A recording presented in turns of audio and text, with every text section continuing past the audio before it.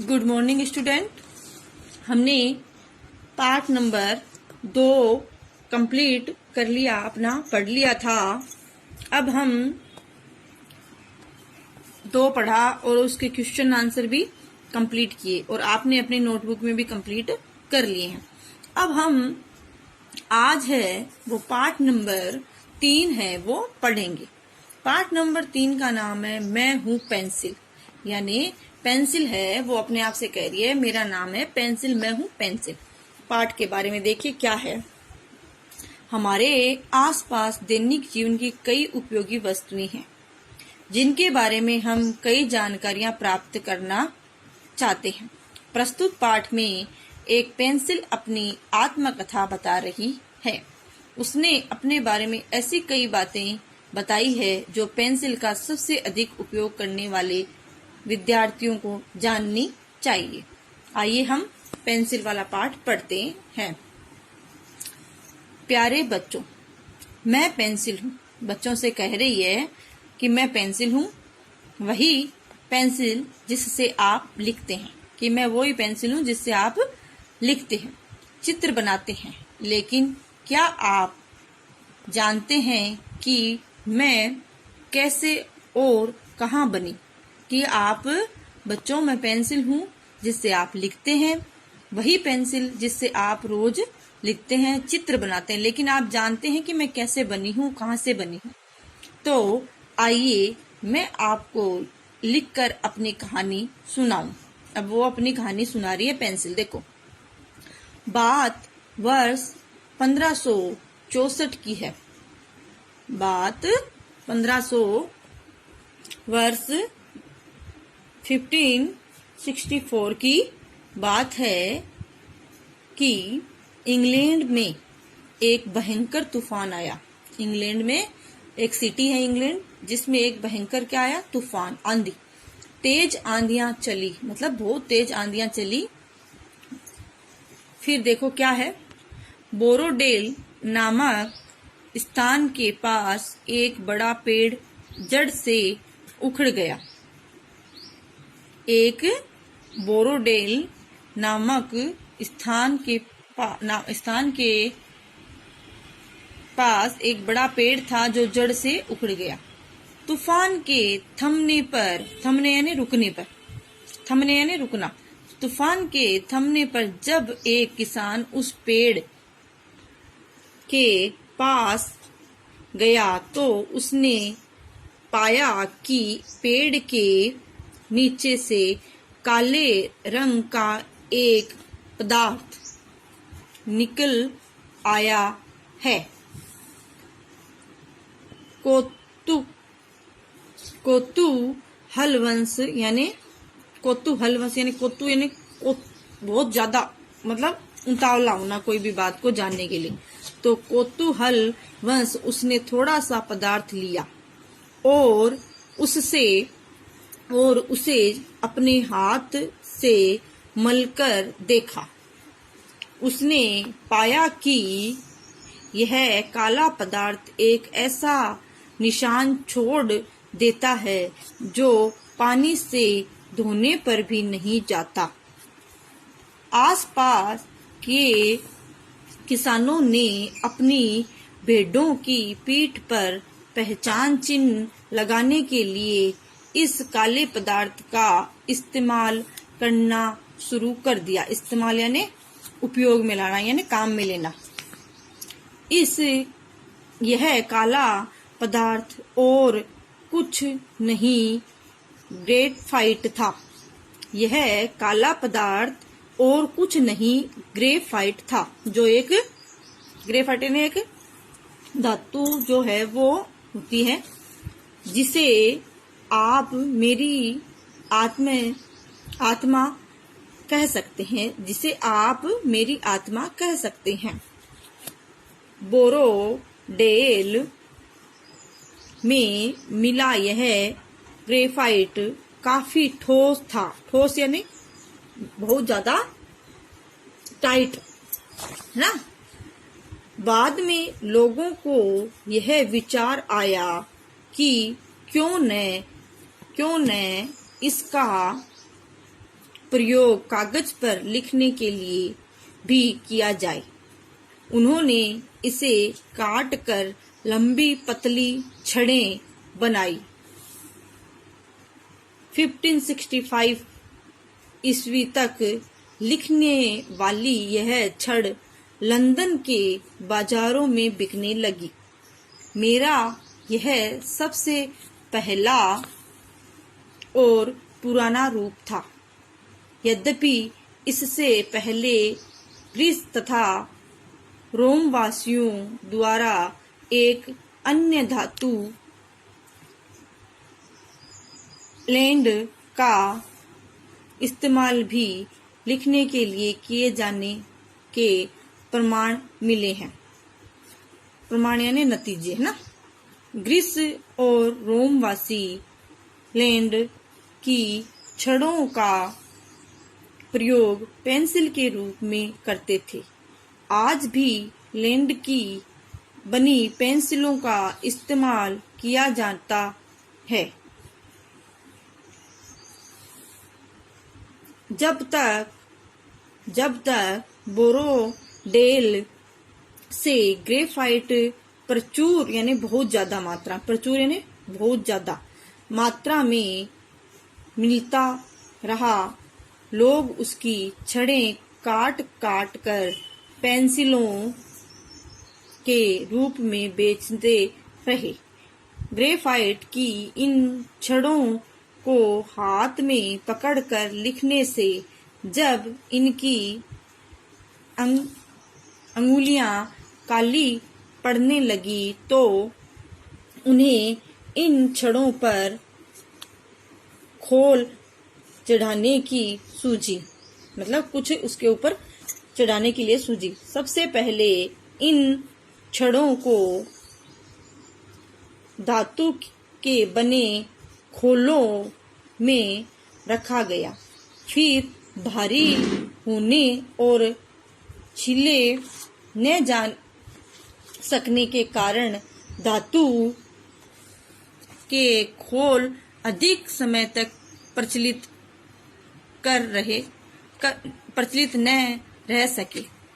फिर 1668 ईस्वी के आसपास ग्रेफाइट की छड़ों को लकड़ी की पट्टियों के बीच बंद करके उसको आधुनिक रूप दिया गया। 18वीं सदी के अंत तक बोरोडेल ग्रेफाइट के भंडार खाली होने लगे। जब ब्रिटेन वासियों ने सोचा कि यदि कोई और विकल्प यानी कोई मतलब कोई अलग मतलब बात मतलब कोई कुछ भी चीज न बचना, कोई भी मतलब उनके पास कोई अलग सुझाव या कुछ भी न बचना, तो कि यदि कोई विकल्प न खोजा गया तो पेंसिलों का जल्दी ही अकाल पड़ जाएगा। ग्रेफाइट की बचत के उपाय खोजे जाने लगे। लगभग उसी समय जैक्स कोटे नामक एक फ्रांसीसी व्यक्ति ने यह बताया कि ग्रेफाइट को अन्य वस्तुओं के साथ आसानी से मिलाया जा सकता है। दूसरी चीज मिलाए जाने के बावजूद इसके लिखने वाला गुण में कोई कमी नहीं आती। उसने ग्रेफाइट के चूरे को चिकनी मिट्टी और पानी के साथ मिलाया, छड़ों के रूप में ढाला और हल्की आग में पकाया। उसने पाया कि यह मसाला भी उतना ही बढ़िया लिखता था जितना कि शुद्ध ग्रेफाइट। यही शुरुआत थी। आधुनिक पेंसिलों के लेड की, मतलब आधुनिक पेंसिलों के लेड की। अब देखिए आगे, 1839 ईस्वी में जर्मनी के एक और महत्वपूर्ण खोज हुई। जर्मनी में एक महत्वपूर्ण खोज हुई।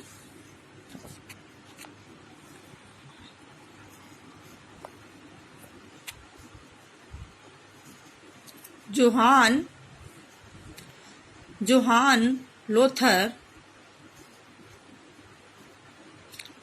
लोथर वॉन फेबर नामक व्यक्ति ने सांचे में दबाव के साथ ग्रेफाइट मिट्टी की लेई भरी। सूखने पर उसे निकाला और काट कर लकड़ी के अद्धों के बीच में दबाया। अद्धा यानी मतलब किसी का आधा भाग होता है, ठीक है। इससे पहले पेंसिल का लेड समान मोटाई का नहीं होता था। वॉन फेबर ने पहली बार समान मोटाई वाला लेड बनाया। बाद में वॉन फेबर ने एक और खोज की।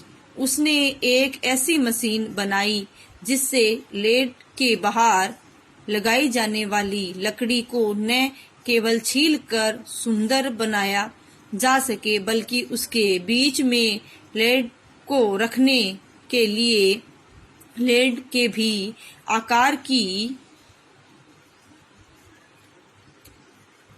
की एक नली भी बनाई जा सके। अच्छे आकार और समान मोटाई की लेड वाली यह पहली पेंसिल थी। इसके बाद पेंसिल निर्माण के क्षेत्र में एक महत्वपूर्ण खोज हुई। विभिन्न उद्देश्यों के लिए अलग अलग कठोरता के लेड वाली पेंसिलें बनाई जाने लगी। लेड की कठोरता ग्रेफाइट और मिट्टी के अनुपात पर निर्भर करती है। ग्रेफाइट लेड को नरम बनाता है और मिट्टी कड़ा। लेड में ग्रेफाइट का अंश जितना अधिक होगा वह उतना नरम होगा। मिट्टी का अंश बढ़ने के साथ साथ लेड कड़ा होता जाता है। जो पेंसिल आप इस्तेमाल करते हैं उस पर अंग्रेजी के 2 अक्षर HB लिखे रहते हैं। यह इस बात का सूचक है कि पेंसिल का लेड न तो बहुत कोमल है और न बहुत कड़ा। H सूचक है कड़ेपन का और B कोमलता का। लेड जैसे जैसे मिट्टी का अनुपात बढ़ाता जाता है वह कड़ा होता जाता है। बढ़ते हुए कड़ेपन को H के आगे लिखी बढ़ी हुई संख्या से सूचित किया जाता है, यानी H2, H4, H6 आदि। ठीक उसी तरह लेड की कोमलता B को आगे बढ़ते हुए क्रम में लिखी संख्या B2, B4, B6 द्वारा सूचित किया जाता है। मैं आप तक इस रूप में कैसे पहुंची हूँ, आइए इसके बारे में बताऊं। पहले बनी है पेंसिल की नली। नली 2 समान आकार के लकड़ी के अद्धों से बनी। अद्धों में मशीन से खांचे बनाए जाते हैं जिससे लेड भरा जाता है। ग्रेफाइट और मिट्टी के मिश्रण यानी मिलाकर को धातु की नलियों में डालकर लेड तैयार किया जाता है। इस लेड को पेंसिल की लंबाई के आकार का काट लिया जाता है। एक मोमिया मिश्रण से लेड को लपेटकर लकड़ी के अद्धे के खांचे में रख दिया जाता है। दूसरे अद्धे के भीतरी सिरे पर चिपकाने वाला पदार्थ लगाकर पहले अद्धे के ऊपर रखा जाता है और दबा दिया जाता है। चिपक और सूख जाने पर मशीनों द्वारा इस पेंसिल को अलग अलग काट लिया जाता है। पेंसिलों पर रंग किया जाता है तथा निर्माता कंपनी का नाम और लेड के कड़े या नरम होने का संकेत छापा जाता है। फिर डिब्बों में बंद करके बाजार में बिकने के लिए भेज दिया जाता है। बाजार से पेंसिल आपके हाथों तक पहुंचती है। इस पेंसिल से आप जैसा चाहें लिख सकते हैं। मुझे बनाने में लगी मेहनत को